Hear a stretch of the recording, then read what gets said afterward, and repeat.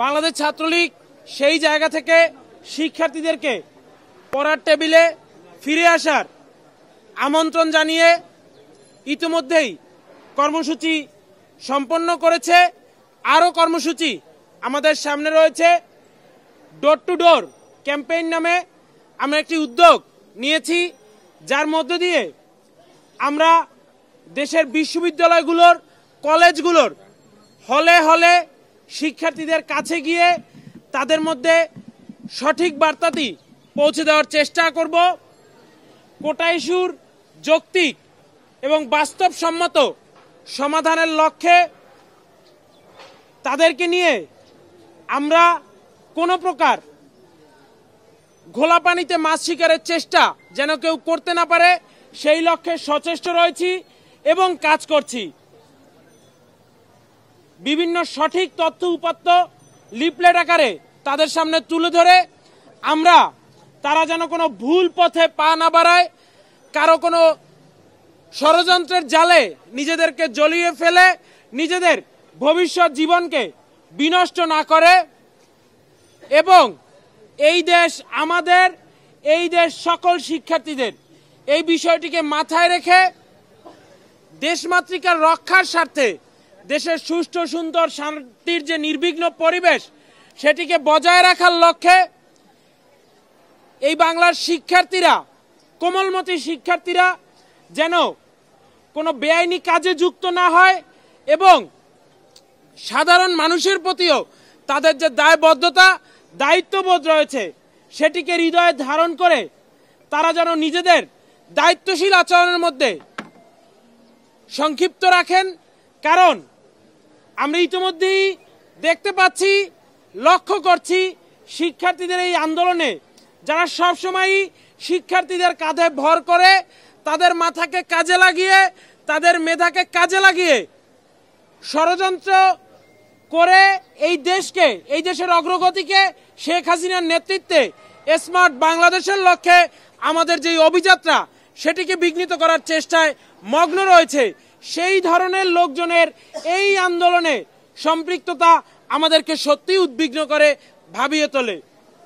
আমরা ছাত্র সমাজের পক্ষ থেকে, প্রগতিশীল ছাত্রদের পক্ষ থেকে স্পষ্টত বলতে চাই, জানিয়ে দিতে চাই, কোটা আন্দোলনের নাম করে শিক্ষার্থীদের এই আন্দোলনে যদি কেউ কোনোভাবে বাহাত ঝুঁকিয়ে দেশের শান্ত পরিবেশকে অশান্ত করার চেষ্টা করে সেটির ফলাফল কিন্তু ভালো নয়।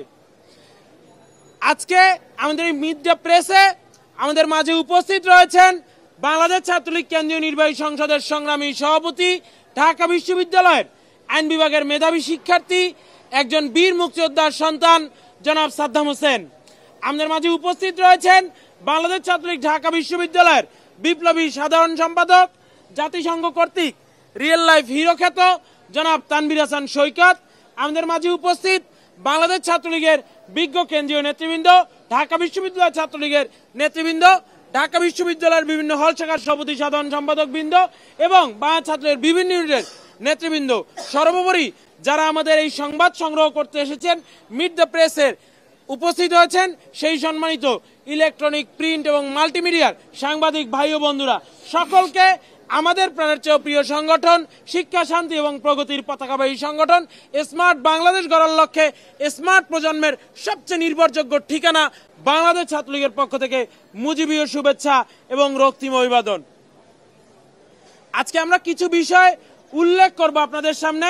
সেটি হচ্ছে নারী কোটা নিয়েও একটি নির্দিষ্ট শ্রেণীর কতিপয় লোকের, গুটি কয়েক লোকের আস্ফলন আমরা দেখতে পাচ্ছি। আমি প্রশ্ন রাখতে চাই, এদেশের নারীরা যদি কোনো সুবিধা পায় সেটি কি শুধুমাত্র আপনার আমার বোনই পাবে বা আপনার আমার মা মেয়েই পাবে? এটি সকল নারীদের জন্য সমানভাবে প্রযোজ্য। তাহলে এখানে সমস্যাটি কোথায়? এর উদ্দেশ্য কি? এদেশের নারীদেরকে পিছিয়ে দিয়ে, পশ্চাৎপদতার দিকে ঠেলে দিয়ে কারা সামনের দিনে এদেশকে মৌলবাদী, জঙ্গিবাদী রাষ্ট্রে পরিণত করার ভাবধারা কায়েম করতে চায়, এগুলো আমাদেরকে খতিয়ে দেখতে হবে। জেলা কোটা নিয়ে কথা হচ্ছে। জেলা কোটার ফলে কি কোনো নির্দিষ্ট জেলার লোকজন সুবিধা পাচ্ছে? না, অবশ্যই না। জেলা কোটার মাধ্যমে যেটি নিশ্চিত করা হয়, পশ্চাৎপদ যেই জেলাগুলো রয়েছে কিংবা যেই জেলাগুলো থেকে তুলনামূলকভাবে উচ্চ চাকরিতে অংশগ্রহণ কম, সেই জেলাগুলো থেকেও যেন সমানভাবে মানুষ উঠে আসে। এটাই তো বৈষম্যহীন বাংলাদেশ গড়ে তোলার একটি প্রতিচ্ছবি, যে বাংলাদেশের কোনো জেলায় জেলায় কোনো ভেদাভেদ থাকবে না। 64 জেলার সকল জেলায় সমানভাবে মানুষ উপরের স্তরে উঠে আসবে। এক্ষেত্রে সমস্যাটি কোথায়, সেই প্রশ্ন তো আজকে রাখতেই হয়। আমাদের এই দেশ 9 মাসের রক্তক্ষয়ী স্বাধীনতা যুদ্ধের পরে স্বাধীন হয়েছে। আমাদের মুক্তিযোদ্ধারা তাদের জীবনকে তুচ্ছ জ্ঞান করে এদেশের মানুষের জন্য স্বাধীন বাংলাদেশের পতাকাকে ছিনিয়ে এনেছে। সেই মুক্তিযোদ্ধাদেরকে নিয়ে এত অ্যালার্জি কাদের? মুক্তিযোদ্ধাদের ব্যতীত বাংলাদেশ, মুক্তিযোদ্ধাদের ব্যতীত স্বাধীন বাংলাদেশের লাল সবুজ পতাকা কল্পনা করা অসম্ভব। মুক্তিযোদ্ধাদেরকে যথাযথ সম্মান দিতে হবে। মুক্তিযোদ্ধাদেরকে অবজ্ঞা বা কটাক্ষ করে কোনো প্রকার আস্ফলন এই বাংলার মাটিতে সহ্য করা হবে না। আদিবাসীদের জন্য, ক্ষুদ্র নৃগোষ্ঠীদের জন্য কোটা ব্যবস্থার সংরক্ষণে সমস্যা কোথায়? আমরা কি চাই না এই দেশ পাহাড়ের মানুষের যেমন সমতলের মানুষেরও তেমন? এই নীতিটিকে আমরা বিশ্বাস করি না। তুমি কে আমি কে, সাঁওতাল মান্দি পাহাড়ি বাঙালি, এই কথাগুলো কি হৃদয়ে ধারণ করতে খুব বেশি কষ্ট হয়? কাদের কষ্ট হয়? ক্ষুদ্র নৃগোষ্ঠীর কিংবা আদিবাসীদের আমাদের স্বাভাবিক সুস্থ সমাজ দ্বারায় তাদের ভারসাম্য বজায় রাখার জন্য অবশ্যই আদিবাসী কোটার প্রয়োজন রয়েছে। প্রতিবন্ধীরা আমাদের সন্তান, তারা আমাদের জীবনের এই সমাজ ব্যবস্থার অবিচ্ছেদ্য অংশ। প্রতিবন্ধীদের কোটাকে অবশ্যই নিশ্চিত করতে হবে, তারাও যেন সমাজে ন্যূনতম নিরাপত্তাটুকু পায়, সুরক্ষাটুকু পায়। সাংবাদিক বন্ধুরা, এই পর্যায়ে আপনাদের সামনে আজকে এই মিট দ্য প্রেসে কথা বলবেন বাংলাদেশ ছাত্রলীগ কেন্দ্রীয় নির্বাহী সংসদের সংগ্রামী সভাপতি জনাব সাদ্দাম হোসেন। বাংলাদেশের ছাত্র সমাজের নির্ভরতার প্রিয় ঠিকানা, লাখো নেতাকর্মীর প্রাণের স্পন্দন, কোটি শিক্ষার্থীর ভরসা, মাননীয় প্রধানমন্ত্রী বঙ্গবন্ধু কন্যা দেশরত্ন শেখ হাসিনার হাতে গড়া স্মার্ট জেনারেশনের সবচেয়ে ফেভারিট সংগঠন বাংলাদেশ ছাত্রলীগের পক্ষ থেকে সবাইকে সংগ্রামী শুভেচ্ছা এবং অভিনন্দন। প্রিয় সংবাদ মাধ্যমের বন্ধুরা, আমাদের আজকে সরকারি চাকরিতে কোটা ইস্যু নিয়ে সাধারণ শিক্ষার্থীদের কাছে মতামত সংগ্রহ, উন্মুক্ত আলাপ আলোচনা, জনদুর্ভোগ পরিহার করার জন্য শিক্ষার্থীদেরকে আহ্বান জানানো এবং সার্বিক বিষয়টি যৌক্তিক, অন্তর্ভুক্তিমূলক, গ্রহণযোগ্য সমাধানের জন্য বাংলাদেশ ছাত্রলীগ আজকে এই মিট দ্য প্রেসের আয়োজন করেছে। ইতিমধ্যেই স্বাগত বক্তব্য রেখেছেন বাংলাদেশ ছাত্রলীগের সংগ্রামী সাধারণ সম্পাদক, এদেশের ছাত্র সমাজের অধিকার আদায়ের আপসীন কণ্ঠস্বর আমার প্রিয় সহযোদ্ধা শেখ ওয়ালিয়া সিবিনান। উপস্থিত আছেন বাংলাদেশ ছাত্রলীগ ঢাকা বিশ্ববিদ্যালয় শাখার সাধারণ সম্পাদক তানভীর হাসান সৈকত। আমাদের মাঝে উপস্থিত আছেন বাংলাদেশ ছাত্রলীগ ঢাকা বিশ্ববিদ্যালয় শাখার সংগ্রামী সভাপতি, ঢাকা বিশ্ববিদ্যালয়ের সাধারণ শিক্ষার্থীদের অধিকার আদায়ের আপসীন কণ্ঠস্বর সংগ্রামী ছাত্রনেতা মাজহারুল কবির শয়ন। প্রিয় বন্ধুগণ, ইতিমধ্যেই বাংলাদেশ ছাত্রলীগের সাধারণ সম্পাদক বাংলাদেশের ছাত্র সমাজের যে মতামত রয়েছে সেই মতামত অত্যন্ত সুচিন্তিতভাবে তুলে ধরেছেন। আজকের এই মিট দ্য প্রেসের মাধ্যমে আমরা বাংলাদেশের ছাত্র সমাজকে ধন্যবাদ জানাই, অভিনন্দন জানাই, বাংলাদেশ ছাত্রলীগের পক্ষ থেকে ভালোবাসা জানাই যে অ্যাপিলেট ডিভিশনের স্ট্যাটাস কো জারির পরে, হাইকোর্টের রায় স্থগিতাদেশ দেওয়ার পরে, 2018 সালের সরকারি পরিপত্র পুনর্বহাল হওয়ার পরে বাংলাদেশের ছাত্র সমাজ সন্তোষ জানিয়ে আপিল বিভাগের পর্যবেক্ষণের উপরে সমর্থন জানিয়ে সাধারণ শিক্ষার্থীরা যার যার শিক্ষা প্রতিষ্ঠানে ফিরে গেছে। তাদেরকে বাংলাদেশের ছাত্রলীগের পক্ষ থেকে, বাংলাদেশের ছাত্র সমাজের পক্ষ থেকে আমরা অভিনন্দন জানাই এবং একই সঙ্গে আমরা শঙ্কার সঙ্গে লক্ষ্য করি যে সাধারণ শিক্ষার্থীরা একটি যৌক্তিক ইস্যুতে আন্দোলন করেছে, শান্তিপূর্ণ উপায় বেছে নিয়েছে। আজকে সাধারণ শিক্ষার্থীরা ঘরে ফিরে গেছে, শিক্ষা প্রতিষ্ঠানে ঘরে ফিরে গেছে, কিন্তু প্রফেশনাল আন্দোলনকারীরা এই ঘোলা পানিতে মাছ শিকার করার জন্য রাজপথে রয়েছে। আজকে তারা নৈরাজ্য তৈরি করেছে, ব্লকেট খেলা খেলছে, যেখানে সাধারণ মানুষ দুর্বিষহ যন্ত্রণার মুখে পড়ছে। রোগীরা যেতে পারছে না চিকিৎসালয়ে, ডাক্তারেরা রোগীর চিকিৎসা করতে যাবে সেই বাস্তবতাও আজকে বিনষ্ট করার মতো একটি পরিবেশ আজকে আমরা দেখতে পাচ্ছি। প্রিয় বন্ধুগণ, আজকে আমাদের গণমাধ্যমের বন্ধুদের কাছে আমরা আহ্বান জানাই যে একটি বিষয় যেখানে সকল পক্ষই আন্তরিক, যেখানে ইতিমধ্যেই সাধারণ শিক্ষার্থীদের দাবির একটি ধাপ ইতিমধ্যেই পূরণ করা হয়েছে, সেই আন্দোলনকে কেন টেনে টেনে প্রলম্বিত করা হচ্ছে? আজকে দেখুন, যারা বৈষম্য বিরোধী ছাত্র আন্দোলন নামের তথাকথিত একটি প্ল্যাটফর্ম গড়ে তুলেছে, আপনারা দেখুন, তারা প্রথমে বলেছে যে তারা 2008 সালের প্রজ্ঞাপন যদি পুনর্বহাল করা হয়, তারা তাদের আন্দোলন থেকে, তাদের 2018 সালের প্রজ্ঞাপন যদি পুনর্বহাল করা হয়, তারা ইস্তফা দেবে আন্দোলন থেকে, আন্দোলনের একটি যৌক্তিক সমাপ্তি তারা টানবে। 2018 সালের প্রজ্ঞাপন পুনর্বহাল করা হয়েছে, তারা সেখান থেকে তারা অনর্থকভাবে আজকে তাদের আন্দোলন জারি রেখেছে। এরপরে তারা বলেছে কমিশন গঠন করার কথা নির্বাহী বিভাগের কাছে। এর মধ্যে আপনারা জানেন যে হাইকোর্ট বিভাগ একটি পর্যবেক্ষণ দিয়েছে আমাদের নির্বাহী বিভাগের প্রতি, এবং 7ই আগস্ট অ্যাপিলেট ডিভিশনের শুনানি রয়েছে। এখন আবার তারা 180 ডিগ্রি ঘুরে কি বলছে যে আইনসভা নাকি এই বিষয়ে একটি আইন প্রণয়ন করবে। অথচ কোটা সবসময় একটি চলতি বিষয়। কোটা সবসময় নির্বাহী বিভাগ অন্তর্ভুক্তিমূলক সরকার ব্যবস্থা, অন্তর্ভুক্তিমূলক সমাজ ব্যবস্থা প্রতিষ্ঠা করার জন্য বাস্তবতার আলোকে সবসময় সিদ্ধান্ত গ্রহণ করে। কারণ আজকে আমরা জেন্ডার সমতা প্রতিষ্ঠা করার জন্য নারীদের অন্তর্ভুক্তির কথা বলছি। আজকে একটি ইনক্লুসিভ সমাজ ব্যবস্থা এবং সকল স্তরের জনগোষ্ঠীর প্রতিনিধিত্ব নিশ্চিত করার জন্য আজকে ক্ষুদ্র আমাদের বিভিন্ন নৃতাত্ত্বিক জাতিসত্তার প্রতিনিধিত্ব নিশ্চিত করার কথা বলছি। আজকে প্রান্তীয় অঞ্চলের নিম্নবর্গীয় জনগোষ্ঠীর প্রতিনিধিত্ব নিশ্চিত করার জন্য, তাদের একটি প্রতিনিধিত্ব নিশ্চিত করার জন্য একটি সুরক্ষামূলক নীতি থাকা প্রয়োজন, সেটি আমরা কথা বলছি। সার্বিকভাবেই এটি একটি পলিসি ডিসকাশনের বিষয়। এটি আমরা বাংলাদেশ ছাত্রলীগের পক্ষ থেকে বারবার বলছি, এটি মব জাস্টিস কিংবা স্পট ডিসিশনের কোনো বিষয় নয়। এবং সবচেয়ে বড় কথা যে আমাদের রাষ্ট্র পরিচালনার কিছু মৌলিক নিয়ম কানুন রয়েছে। নির্বাহী বিভাগ, বিচার বিভাগ, আইনসভা প্রত্যেকটিরই সুস্পষ্ট সীমারেখা রয়েছে, এবং বাংলাদেশের ছাত্র সমাজ যুগে যুগে বিচার বিভাগের স্বাধীনতার জন্য, মৌলিক মানবাধিকার প্রতিষ্ঠা করার জন্য এবং সেপারেশন অফ স্টেটস, নির্বাহী বিভাগ এবং বিচার বিভাগ এবং আইনসভার পার্থক্য স্বাতন্ত্রীকরণের জন্য বাংলাদেশের ছাত্র সমাজ লড়াই করছে। আজকে যারা নিজেদেরকে স্বঘোষিত মেধাবী দাবি করছে, তারা কি নির্বাহী বিভাগ এবং বিচার বিভাগের পার্থক্য জানে না? তারা কি আইনসভা এবং নির্বাহী বিভাগের কাজের মধ্যে যে স্বাতন্ত্র রয়েছে, পরিপূরক রয়েছে, সমন্বয় রয়েছে, সেই বিষয়গুলো সম্পর্কে কি তারা অবগত নয়? এবং আমরা আমাদের ছাত্র সমাবেশ থেকে আমরা প্রশ্ন উত্থাপন করেছি যে তারা আসলে চায় কি।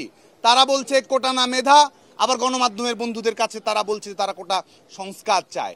এবং এই যে মেধার টেন্ডার নেয়া, এটি আজকে আমাদের গণমাধ্যমের বন্ধুদের কাছেও আজকে আমরা তুলে ধরতে চাই। কারণ একটি সরকারি নিয়োগ প্রক্রিয়া, এটি আমরা প্রশ্ন হচ্ছে এটি নিয়োগ প্রক্রিয়াটি স্বচ্ছ থাকছে কিনা, আমরা একটি যৌক্তিক পলিসি গ্রহণ করছি কিনা, এটি বিষয়। এটি তো মেধা কিংবা অমেধার লড়াই, সেটি নয়। এবং গণমাধ্যমের বন্ধুদের কাছে আমরা আমাদের কিছু ইনফরমেশন শেয়ার করতে চাই যে কাদেরকে মেধাবী বলা হচ্ছে এবং কোটা কোথায় প্রয়োগ হয়, এ সম্পর্কে তো আমাদের যারা প্রফেশনাল আন্দোলনকারী, তাদের তো প্রফেশনালি এইসব বিষয় সম্পর্কে ধারণা থাকা প্রয়োজন ছিল। আমাদের গণমাধ্যমের বন্ধুদের সঙ্গে আমরা শেয়ার করতে চাই 43তম বিসিএসে আপনারা জানেন যে পরীক্ষায় প্রিলিমিনারি পরীক্ষায় অংশগ্রহণ করেছিল 4,42,832 জন। প্রিলিমিনারি পরীক্ষায় প্রায় 5 লক্ষ শিক্ষার্থী অংশগ্রহণ করেছিল। সেখান থেকে লিখিত পরীক্ষায় উত্তীর্ণ হয়েছে 15,229 জন। 5 লাখ থেকে 15,000, এই 15,000 শিক্ষার্থী কি মেধাবী নয়? এবং শুধু তাই নয়, লিখিত পরীক্ষায় 15,000 শিক্ষার্থী উত্তীর্ণ হওয়ার পরে ভাই গিয়ে 2,163 জন পরীক্ষার্থী উত্তীর্ণ হয়। এবং যখন ক্যাডার সার্ভিসে আমরা তাদেরকে নিয়োগ দেই, ঠিক সেই মুহূর্তে কোটার বিষয়টি প্রয়োগ করা হয়। তাহলে এই যে 5 লাখ থেকে যে 15,000 শিক্ষার্থী, সে যে 15,000 থেকে যে 3,000 শিক্ষার্থীর কাছে আরো নিচে শিক্ষার্থীরা নির্বাচিত হয়েছে, তারা কি মেধাবী নয়? এই যে মেধা এবং অমেধা, কোটা না মেধা, এ ধরনের একটি প্রোপাগান্ডা আমরা পরিচালনা করছি, এটি কি সুস্থতার পরিচায়ক? এটি কি মেধার পরিচায়ক? নাকি মেধার নামে এটি মেধাহীন একটি বিতর্ক আজকে বাংলাদেশের ছাত্র সমাজের উপর এই গুটি কয়েক আন্দোলনকারী চাপিয়ে দেওয়ার চেষ্টা করছে বলে আমরা মনে করি। এবং আজকে আমরা বলেছি যে এটি তো একটি পলিসি ডিসকাশনের বিষয়, এবং তাৎক্ষণিক যে সমাধান প্রয়োজন ছিল, আদালতের নির্দেশের মাধ্যমে ইতিমধ্যেই সেই তাৎক্ষণিক সমাধান হয়েছে। এই মুহূর্তে বাংলাদেশে কোথাও কোনো কোটা নেই। তাহলে তারা কি সরকারি চাকরির পরীক্ষায় অংশগ্রহণ করে উত্তীর্ণ হতে চায়? তারা কি চাকরিজীবী হতে চায় নাকি আন্দোলনজীবী হতে চায়? বাংলাদেশের ছাত্র সমাজের পক্ষ থেকে আমরা এই প্রশ্নটি রাখছি এবং আমাদের অভিজ্ঞতা রয়েছে এবং এই অভিজ্ঞতাগুলো আমরা বিনয়ের সঙ্গে তুলে ধরতে চাই। 2018 সালে যারা কোটা বাতিলের আন্দোলন করেছে, যে আহ্বায়ক যে ফোরামটি যারা গঠন করেছে, আমাদের কাছে তথ্য উপাত্ত রয়েছে, এই আন্দোলনকারীদের একজনও বিসিএস প্রিলিমিনারি পরীক্ষায় উত্তীর্ণ হতে পারেনি এবং বর্তমান সময়েও সেই একই রকম বাস্তবতা আমরা পরিলক্ষিত করছি কিনা সেই প্রশ্নটি কিন্তু আমাদের সামনে রয়েছে এবং আমরা লক্ষ্য করছি এটি একটি সরকারের জন্য, রাষ্ট্রের জন্য অত্যন্ত গুরুত্বপূর্ণ বিষয় যে আমরা আমাদের প্রতিনিধিত্বমূলক সরকার ব্যবস্থা, সমতার নীতি, বৈষম্য নিরসনের নীতি আমরা প্রয়োগ করব। তারা মুখে বলছে বৈষম্য বিরোধী ছাত্র আন্দোলন, অথচ আমাদের বাংলাদেশে নারীরা যে প্রশাসনিক চাকরিতে 25% রয়েছে, প্রত্যেকটি সরকারি বেসরকারি চাকরিতে আমাদের নারীদের অংশগ্রহণ যে কম রয়েছে, নারীদেরকে সামনের দিকে নিয়ে এসে যে জেন্ডার সমতা প্রতিষ্ঠিত করতে হবে, বৈষম্য নিরসন করতে হবে, সেই বিষয়ে আমাদের ছাত্র বন্ধুদের, আন্দোলনকারী শিক্ষার্থীদের কোনো কথা আমরা দেখতে পাই না। এবং আমরা দেখেছি যে আমাদের বিশেষ করে 2018 সালের পরিপত্র জারি করার আগে আমাদের নারীদের সরকারি চাকরিতে, বিশেষ করে বিসিএস ক্যাডার এপিএসসির আওতাধীন পরীক্ষায় নারীদের অংশগ্রহণ ছিল 25 থেকে 26%। পরবর্তী সর্বশেষ বিসিএসে আপনারা জানেন যে সেটি 20%-এর নিচে নেমে এসেছে সর্বশেষ বিসিএসে, যে কারণে আমরা আহ্বান জানাচ্ছি যে আমাদের জেন্ডার সমতা প্রতিষ্ঠিত করার জন্য, নারীর ক্ষমতায়ন নিশ্চিত করার জন্য আমাদের যে নিয়ম নীতি থাকা প্রয়োজন, সাংবিধানিক সুরক্ষা প্রয়োজন, সেটি তো আমাদেরকে অবশ্যই রাখতে হবে। তাহলে কি তারা বৈষম্য নিরসনের জন্য আন্দোলন করছে নাকি বৈষম্য জারি রাখার জন্য তারা আন্দোলন করছে এবং আমাদের নারীদেরকে সমাজের প্রতিপক্ষ বানাচ্ছে, নারীদেরকে প্রশাসনিক নিয়োগ প্রক্রিয়া থেকে দূরে রাখার লক্ষ্য তারা চরিতার্থ করতে চাচ্ছে, সে বিষয়ে আমাদের গণমাধ্যমের বন্ধুরা অবগত রয়েছেন বলে আমরা জানি। এবং আমাদের বিভিন্ন জাতিসত্তার নৃতাত্ত্বিক জনগোষ্ঠী যারা রয়েছে, আপনারা জানেন যে এই 2018 সালে পরিপত্র জারি করার আগেও খুব বেশি বিভিন্ন আমাদের 50-এর অধিক বিভিন্ন নৃতাত্ত্বিক জাতিসত্তা রয়েছে। 20 জন 21 জন করে তারা আমাদের এই পিএসসির আওতাধীন বিসিএস পরীক্ষায় তারা অংশগ্রহণ করার সুযোগ পেত। পরবর্তীতে সর্বশেষ বিসিএসে আমরা দেখেছি মাত্র 2 জন পার্বত্য চট্টগ্রাম থেকে, একজন নিরীক্ষা ক্যাডার, একজন প্রশাসন ক্যাডারের সুযোগ পেয়েছে। তার মানে কি আমরা তাদেরকে আমাদের ইনক্লুসিভ সোসাইটি প্রতিষ্ঠিত করার জন্য তাদেরকে আমরা এক ধরনের প্রোটেকশন দেব না, যেটি আমাদের সাংবিধানিক অঙ্গীকার। এবং এটিতে আমরা সুস্পষ্টভাবে বলছি যে যিনি পরীক্ষায় ভালো করছে না, বাংলাদেশের আমলাতান্ত্রিক প্রক্রিয়ায় তার অংশগ্রহণেরই সুযোগ নেই। সবাই মেধাবী, এর মধ্য থেকে মেধাবীদের মধ্য থেকে যারা প্রতিযোগিতায় প্রাগ্রসর, তাদেরকেই বাংলাদেশের আমলাতন্ত্রে নিয়োগ করা হয়। এবং আমরা আজকে দাবি করছি যে আমরা এমন অবস্থায় একটি যেন পৌঁছে গেছি, আন্দোলনকারীদের ভাবগতি দেখে মনে হচ্ছে যে বাংলাদেশে যে অঞ্চলভিত্তিক যে বৈষম্য রয়েছে, প্রান্তীয় অঞ্চলের মানুষের যে সুযোগ সুবিধা থেকে বঞ্চনা রয়েছে, সেখান থেকে পুরোপুরি আমরা যেন সরে এসেছি, সেই জায়গা যেন একটি সুষম রাষ্ট্র যেন আমরা প্রতিষ্ঠিত করতে পেরেছি ইতিমধ্যেই, সেই ধরনের একটি ভাবগতি আমরা দেখতে পাচ্ছি। আমরা মনে করি তারা বোকার স্বর্গে বসবাস করছে, মেধার স্বর্গে নয়, তারা আসলে বোকার স্বর্গে বসবাস করছে। এবং আমাদের কাছে যেটি পরিসংখ্যান রয়েছে আমাদের নারীদের অংশগ্রহণের ক্ষেত্রে, বিসিএস পুলিশে আপনারা জানেন যে 36তম বিসিএসে মাত্র 14 জন, 37তম বিসিএসে 14 জন, 38তম বিসিএসে 12 জন, 40তম বিসিএসে 10 জন, 41তম বিসিএসে 4 জন নারী আমাদের এই প্রশাসনিক প্রক্রিয়া অংশগ্রহণ করার সুযোগ পেয়েছে।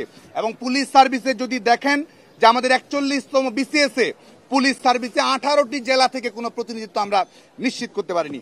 40তম বিসিএসে 24টি জেলা থেকে একজন পুলিশও নিয়োগ লাভ করতে পারেনি। এই হচ্ছে বাংলাদেশের প্রশাসনিক নিয়োগ প্রক্রিয়ার বাস্তবতা। সে কারণে আজকের এই অনুষ্ঠানের মধ্য দিয়ে এবং আমাদের নারীদের জনসংখ্যার হার 50 থেকে 50 এবং 49 নারী পুরুষের শ্রমশক্তিতে অংশগ্রহণ আমাদের যেটি রয়েছে সরকারি, আমাদের সব ধরনের সকল গ্রেডের চাকরিতে 29.29 আমাদের নারীদের সরকারি চাকরিতে অংশগ্রহণের হার। এই কারণে আজকে বাংলাদেশ ছাত্রলীগের পক্ষ থেকে আমরা এই তথ্যগুলো আমাদের সংবাদ মাধ্যমের বন্ধুদের মাধ্যমে ছাত্র সমাজের কাছে আমরা নিয়ে আসতে চাই। এবং আমরা বাংলাদেশ ছাত্রলীগের পক্ষ থেকে আমরা সুস্পষ্টভাবে বলছি যে আমাদের এই কোটা ইস্যু নিয়ে, সরকারি চাকরিতে নিয়োগ প্রক্রিয়া নিয়ে বাংলাদেশ ছাত্রলীগ কিন্তু এই যৌক্তিক সংস্কার যেন হয়, একটি যৌক্তিক রূপরেখা যেন আমরা তৈরি করতে পারি, সেই লক্ষ্যে কিন্তু বাংলাদেশ ছাত্রলীগ বলছে আমরা একটি যৌক্তিক সুরাহা চাই, অন্তর্ভুক্তিমূলক সুরাহা চাই, সাংবিধানিক সুরাহা চাই, যুগোপযোগী সুরাহা চাই। এবং সেটির জন্য বিচার বিভাগীয় পর্যবেক্ষণের আলোকে নির্বাহী বিভাগ সময় নিয়ে, সংশ্লিষ্ট সকল পক্ষের মতামত নিয়ে, বিশেষজ্ঞদের মতামত নিয়ে, পার্বত্য চট্টগ্রাম নারী, আমাদের প্রতিবন্ধী গোষ্ঠী এবং আমাদের পশ্চাৎপদ জনগোষ্ঠী, প্রান্তীয় অঞ্চলের মানুষ, আমাদের জাতির শ্রেষ্ঠ সন্তান, আমাদের বীর মুক্তিযোদ্ধাদের মতামত সার্বিক বিষয়ের আলোকেই তো একটি সরকারি সিদ্ধান্ত, একটি নির্বাহী সিদ্ধান্ত গ্রহণ করা হবে। তাহলে কিসের এত তাড়াহুড়ো? সে কারণেই বাংলাদেশ ছাত্রলীগের পক্ষ থেকে আমরা শিক্ষার্থীদেরকে যেমন অভিনন্দন জানাই যে তারা আদালতের পর্যবেক্ষণের আলোকে সন্তোষ জানিয়ে তারা সরে এসেছে, একই সঙ্গে বাংলাদেশ ছাত্রলীগের পক্ষ থেকে আমরা হুঁশিয়ারি উচ্চারণ করতে চাই যারা দিনের পর দিন নৈরাজ্য জারি রাখতে চায়।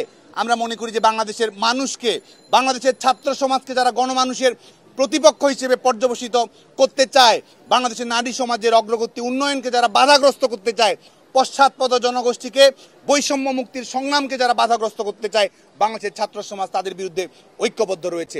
যে কারণে আজকে আপনারা জানেন যে আমরা কিন্তু বাংলাদেশ ছাত্রলীগের যৌক্তিক সংস্কার চাই। বাংলাদেশ ছাত্রলীগও প্রশাসনিক নিয়োগ প্রক্রিয়ার জন্য মেধাভিত্তিক, সমতাভিত্তিক, বৈষম্য নিরসনের উপযোগী, ইনক্লুসিভ হয়, সেজন্য কিন্তু বাংলাদেশ ছাত্রলীগ এই আন্দোলন সংগ্রাম চালিয়ে যাচ্ছে। আমরা মনে করি যে মব জাস্টিস নয়, কনস্ট্রাকটিভ পলিসি অ্যাডভোকেসির মাধ্যমে এই সমস্যাটির একটি সমাধান তৈরি করা সম্ভব। আজকে দেখুন যে শাহবাগকে অবরোধ করা, ব্লকেট তৈরি করা, চাইলেই তো জাদুঘরের সামনে সমাবেশ করা যায়, চাইলেই তো সন্ত্রাস বিরোধী রাজু ভাস্কর্যের সামনে সমাবেশ করা যায়। এখনই তো এমন নয় যে ঠিক এই মুহূর্তেও যেখানে বাংলাদেশে কোনো কোটা নেই, তাহলে শুধুমাত্র পলিটিক্যাল অ্যাটেনশন সিকিং এর জন্য সাধারণ মানুষকে এই যে দুর্বিষহ যন্ত্রণায় ফেলে দেয়া এবং একই সঙ্গে বিএনপি জামায়াতের রাজনৈতিক ষড়যন্ত্রের গুটির অংশ হিসেবে শিক্ষার্থীদেরকে যে পরিণত করা, তার বিরুদ্ধে বাংলাদেশ ছাত্রলীগ ঐক্যবদ্ধ রয়েছে, সচেতন রয়েছে।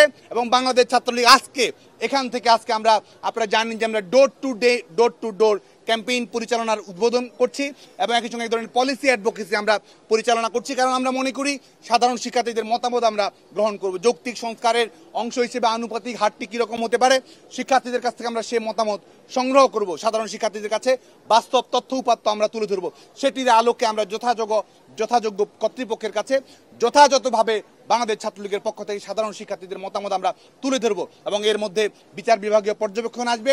সেটির পরেই কিন্তু একটি ইনক্লুসিভ সিদ্ধান্ত, একটি গ্রহণযোগ্য সিদ্ধান্ত, একটি টেকসই সমাধান হতে পারে বলে আমরা দৃঢ়ভাবে বিশ্বাস করি। এবং যতক্ষণ পর্যন্ত না এটির একটি যৌক্তিক সুরাহা হচ্ছে, বাংলাদেশ ছাত্রলীগ অবশ্যই সাধারণ শিক্ষার্থীদের সাথে নিয়ে শান্তিপূর্ণভাবে, গণতান্ত্রিক উপায়ে, আইনসঙ্গত উপায়ে তাদের যে লড়াই রয়েছে, আমাদের সেই লড়াইকে আমরা অবশ্যই অব্যাহত রাখবো। সে কারণে আজকে আপনারা জানেন যে আমাদের বিশ্ববিদ্যালয়গুলোতে আমরা প্রত্যাশা করছি যে অনতিবিলম্বে ক্লাস পরীক্ষা চালু হবে। সাধারণ শিক্ষার্থীরা ইতিমধ্যেই ফিরেছে, তারাও নিয়মিত ক্লাস পরীক্ষা শিক্ষা কার্যক্রম অব্যাহত রাখবে এবং আমাদের স্বাভাবিক শিক্ষা কার্যক্রমকে কেউ যদি বিঘ্নিত করতে চায়, বাংলাদেশ ছাত্রলীগের পক্ষ থেকে আমরা সুস্পষ্ট হুঁশিয়ারি উচ্চারণ করতে চাই। এবং আমরা দেখতে পাচ্ছি যে এই আন্দোলনকে ইতিমধ্যেই রাজনৈতিক রূপ দেওয়া হয়েছে। সর্বশেষ দিলের আন্দোলনে ছাত্রদলের ক্যাডার যারা পেট্রোল বোমা এবং বিভিন্ন ধরনের মানুষ খুনের মামলার আসামি, তাদেরকে আমরা আমাদের সর্বশেষ দিনের সমাবেশে তাদেরকে উপস্থিত হতে দেখেছি। আমাদের কাছে অনুভূত হচ্ছে সাধারণ শিক্ষার্থীদের আবেগকে কাজে লাগিয়ে আজকে সন্ত্রাসীদের একটি গেট টুগেদার তৈরি করার একটি পথ আজকে এটির মাধ্যমে তৈরি করা হচ্ছে। আন্দোলনকারীদের যেখানে দায়বদ্ধতা ছিল, একটি ভালো এক্সিট তৈরি করার প্রয়োজন ছিল এবং সাধারণ শিক্ষার্থীদের প্রতি দায়বদ্ধতা ছিল, শিক্ষা প্রতিষ্ঠানের প্রতি দায়বদ্ধতা ছিল, আইনগত শাসনের প্রতি, বিচার বিভাগীয় স্বাধীনতার প্রতি দায়বদ্ধতা ছিল। কোনো কিছু তোয়াক্কা না করে যে নৈরাজ্যের পরিবেশ তারা তৈরি করেছে, যে এনার্কিজম তারা দেখিয়েছে, বাংলাদেশ ছাত্রলীগ শান্তিপূর্ণভাবে গণতান্ত্রিক উপায়ে তাদের বিরুদ্ধে লড়ে যাবে এবং শিক্ষা প্রতিষ্ঠান